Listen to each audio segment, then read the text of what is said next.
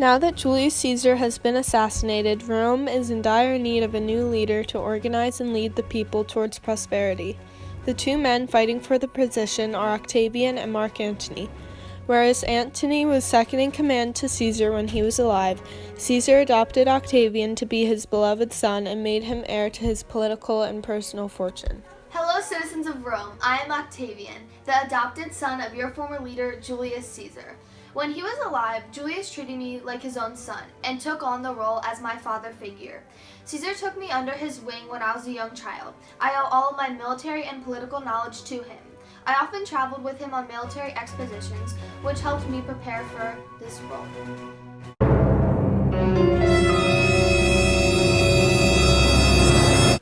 Rome is suffering under the lack of order and rule. The Senate is filled with wealthy landowners who are only focusing on making Rome a better place for the upper class. The Senate joined forces in order to kill Julius Caesar, and they should be held responsible for his death.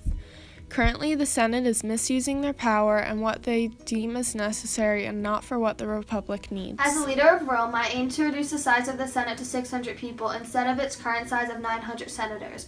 I believe that this change will create an opportunity to introduce a more diverse opinion. By electing more plebeians into the Senate, the lower class will have a more say in their own government. In order to make this successful, I also plan to reform the rules and methods for how someone can become a senator.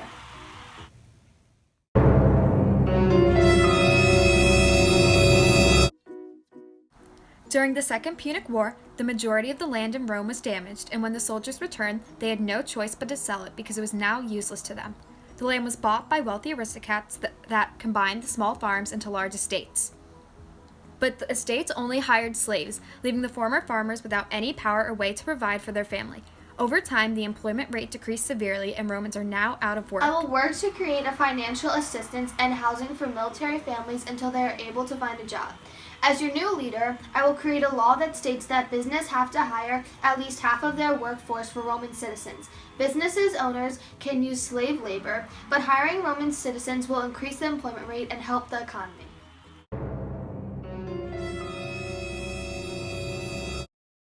The two major social classes, the patricians and the plebeians, have existing conflict among one another. The patricians have always held a greater amount of government power, which has forced the plebeians to endure years of mistreatment. Although there has been many reforms in order to grant the plebeians more rights, following the conflict of orders, the struggle for power still exists today. As the new Roman leader, I will use my powers to unite the citizens of Rome. I plan to integrate the social classes and ultimately change the indisputable gap that lies between them. My plan consists of a series of steps that will help to lead to a more civil presence between citizens, these of which will include giving government jobs to the plebeians. I promise to ensure that the plebeians gain a more equal place in our government. Not only that, but I will name a new patrician families to eliminate the small rich families who control the power.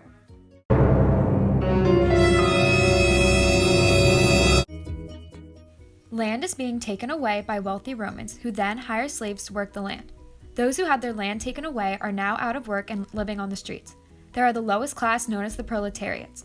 The proletariats are breaking out into violence, causing instability in the Republic.